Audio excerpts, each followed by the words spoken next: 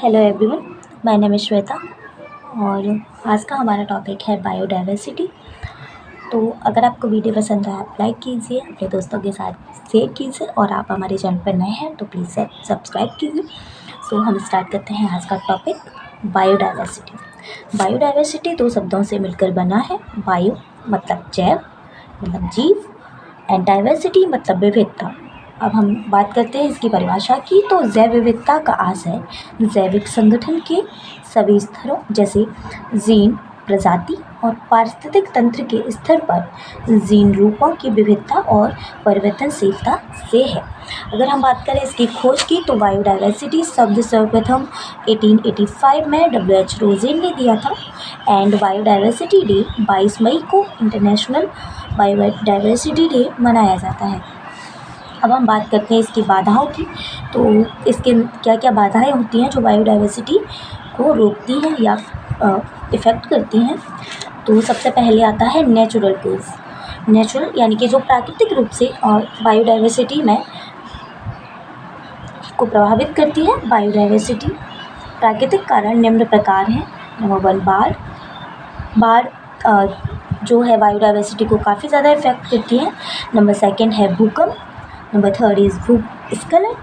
प्राकृतिक प्रजातियों के बीच प्रतिद्वंद्विता भी इसका एक महत्वपूर्ण कारण है। और परागण का प्रभाव और बीमारियां, ये थे हमारे नेचुरल कोज जो बायोडाइवर्सिटी को प्रभावित करते हैं। जैव विविधता को प्रभावित करने वाला दूसरा कारण है मानव जनित कारण। मानव जनित कारण में आते हैं ग्लोबल वार्मिंग, जलवायु परिवर्तन, प्रदूषण, जनसंख्या वृद्धि, प्राकृतिक आपदाएं जैसे आग आदि एंड शहरीकरण। अब हम बात करते हैं टाइप्स ऑफ बायोडाइवर्सिटी की। तो बायोडाइवर्सिटी के टाइप्स नहीं होते, इसके स्तर होते हैं। जैसे सबसे पहला स्तर होता है जेनेटिक, दूसरा जेनेटिक, इसको जेनेटिक डाइवर्सिटी कहते हैं। दूसरा है species diversity and third is ecosystem diversity. तो बात करते हैं जेनेटिक डाइवर्सिटी की। जब किसी स्पीशी में पाई जाने वाली सब स्पीशीज़ में डाइवर्सिटी होती है तो उसको जेनेटिक डाइवर्सिटी कहते हैं। जेनेटिक डाइवर्सिटी सबसे ज़्यादा तितलियों और घास में पाई जाती है। बायोडाइवर्सिटी का जो सेकंड स्तर है वो है, या सेकंड टाइप कह सकते हैं हम इसको, स्पीशीज डाइवर्सिटी। जब किसी इकोसिस्टम में पाई जाने वाली स्पीशीज में डाइवर्सिटी पाई होती है तो उसको हम स्पीशीज डाइवर्सिटी कहते हैं। इसको दो इंडिसेस यानी सूचकांकों में मापते हैं। सबसे पहला है Shannon Wiener index and second is Simpson diversity index.